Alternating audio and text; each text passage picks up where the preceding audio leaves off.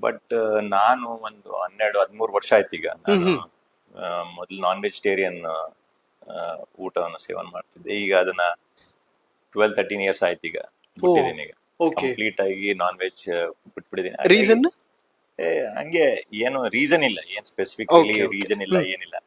ಇದೇ ರೀತಿ ನಮ್ಮ ಫ್ರೆಂಡ್ಸ್ ನಮ್ಮ ಜೊತೆಲಿ ಈಗ ನಮ್ಮ ಅರ್ಷದ್ ರಿಜ್ವಾನ್ ಇದಾರೆ, ಶ್ರೀನಿವಾಸ್ ಮಾನೆ ಅವ್ರು ಇದಾರೆ. ಇವ್ರು ಏನ್ ಬೇಕಂದ್ರೆ ಮಧ್ಯಾಹ್ನ ಅವ್ರಿಗೆ ನಾನ್ ವೆಜ್ ಬೇಕು, ಸಾಯಂಕಾಲ ನಾನ್ ವೆಜ್ ಬೇಕು. ನಮ್ಗೆ ಏನಂದ್ರೆ ನನಗೆ ಜೀರ್ಣ ಶಕ್ತಿ ಏನಿದೆಯೋ ನನ್ ಕಮ್ಮಿ ನನ್ಗೆ. ಸೊ ಅವ್ರ ಜೊತೆ ನಾನು ನಾನ್ ವೆಜ್ ಊಟ ಮಾಡಿ ನನಗೆ ಆ ಡೈಜೆಷನ್ ಆಗ್ತಿರ್ಲಿಲ್ಲ. ಬೇಡಪ್ಪ ಇವ್ರ ಸಹವಾಸ, ಇದನ್ನ ಬಿಟ್ಬಿಡೋಣ ಅಂತ ಹೇಳಿ ಆ ನಾನ್ ವೆಜ್ ಬಿಟ್ಬಿಟ್ಟೆ. ಅವ್ರನ್ನಂತೂ ಬಿಡಕ್ ಬರಲ್ಲ, ಅವ್ರ ಫ್ರೆಂಡ್ಶಿಪ್ ಅಂತೂ ಬಿಡಕ್ ಬರೋದಲ್ಲ, ಇದನ್ನ ಬಿಡ್ಬೇಕು ಅದನ್ನ ಬಿಡ್ಬೇಕಾಗಿತ್ತು. ಕರೆಕ್ಟ್. ಸೊ ನಾನ್ ವೆಜ್ ಬಿಟ್ಬಿಟ್ಟೆ ನಾನು. ಇಲ್ಲ ಅಂತಾನು ಹೇಳಕ್ಕಾಗಲ್ಲ ಅವ್ರಗಳ ಮುಂದೆ. ಅಲ್ಲ ಇಲ್ಲ ಅಂತಲ್ಲ, ಅವ್ರು ಒಪ್ತಾರೆ ಪಾಪ, ಅದೇನಿಲ್ಲ. ಈಗ ಅದೇ ಇದನ್ನೇ ತಿನ್ಬೇಕು ಅದೇನ್ ತಿನ್ಬೇಕು ಅವ್ರು ಆರ್ಡರ್ ಮಾಡಿದಾಗ ನಾವು ಇಲ್ಲ ಅನ್ನಕ್ ಬರಲ್ಲ. ಆಯ್ತು ಅಂತೇಳಿ ನಮಗೂ ಅದು ಒಂದು ಸ್ಪೈಸ್ ಗೀಸ್ ಎಲ್ಲ ಇದಾಗಿ ಅಭ್ಯಾಸ ಆಗಿ ಜಾಸ್ತಿ ತಿಂದ್ಬಿಡ್ತಿದ್ದೆ.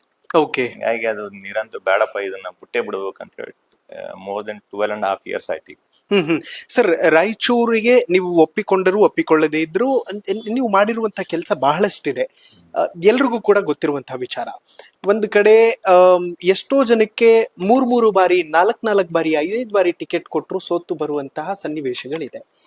ಇಲ್ಲ ಗೆಲ್ಲುವಂತಹ ಕ್ಯಾಂಡಿಡೇಟ್ ಕೊಡಬಹುದು ಅಂತ ಕನ್ಸಿಡರ್ ಮಾಡಿದ್ದವ್ರು ಯಾರು ಇಲ್ವಾ ಸರ್?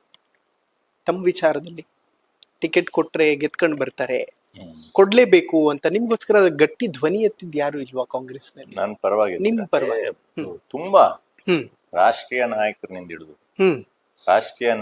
ಹಿಡಿದು ಸ್ಟೇಟ್ ನಾಯಕರವರೆಗೆ, ಮತ್ತೆ ಇಲ್ಲಿ ಏನು ಎಷ್ಟು ನಾನು ಅದೇ ಹೇಳ್ತಾ ಇದ್ದೀನಿ, ನಾನು ಯಾಕೆ ಅಷ್ಟು ಆ ಪ್ರೀತಿಗೆ ಇದಾಗಿದ್ದೀನಿ ಅಂದ್ರೆ ನನಗೆ ಗೊತ್ತಿಲ್ಲ. ನನಗೆ ನಾನ್ ಮಾಡಿದ ಏನೂ ಇಲ್ಲ, ಬಟ್ ಅಷ್ಟೊಂದು ಪ್ರೀತಿಗೆ ಒಳಗಾಗಿದ್ದೀನಿ ಇಲ್ಲಿ.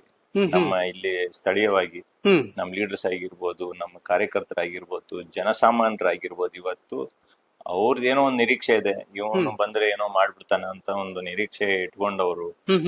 ಇಲ್ಲಿನೂ ಅಷ್ಟೇ ಸಪೋರ್ಟ್ ಸಿಕ್ತು, ಸ್ಟೇಟ್ ಲೆವೆಲ್ ಅಲ್ಲಿನೂ ಅಷ್ಟೇ ಸಪೋರ್ಟ್ ಸಿಕ್ತು, ನ್ಯಾಷನಲ್ ಲೆವೆಲ್ ಅಲ್ಲೂ ಅಷ್ಟೇ ಸಪೋರ್ಟ್ ಸಿಕ್ತು. ಅದು ಬೇರೆ ಬೇರೆ ಕಾರಣಗಳಿಂದ ಬೇಡ ಅಂತ ಹೇಳಿ ಒಂದು ನಿರ್ಧಾರ ತಗೊಂಡ್ಮೇಲೆ ಅದನ್ನ ನಾವು ಒಪ್ತೀವಿ.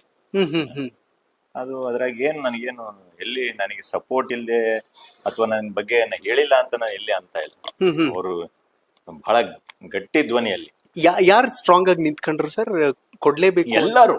ನಾನು ಹೆಸರು ನಾನು ಹೇಳ್ತಾ ಇದ್ದೀನಿ, ಇಲ್ಲಿಂದ ಹಿಡಿದು ಯಾವುದು ಸ್ಥಳೀಯವಾಗಿ ಲೀಡರ್ಶಿಪ್ ನಿಂದ ಹಿಡಿದು ದಿಲ್ಲಿವರೆಗೂ, ಬೆಂಗಳೂರಿನಿಂದ ಹಿಡಿದು ಈ ಸ್ಥಳೀಯವಾಗಿ ಮತ್ತೆ ಕರ್ನಾಟಕ ಒಂದು ಸ್ಟೇಟ್ ಲೆವೆಲ್ ಬೆಂಗಳೂರಲ್ಲಿ ಡೆಲ್ಲಿವರೆಗೂ ಅಷ್ಟೇ ಗಟ್ಟಿಯಾಗಿ ನನ್ನ ಬಗ್ಗೆ ಮಾತಾಡಿದ್ದಾರೆ.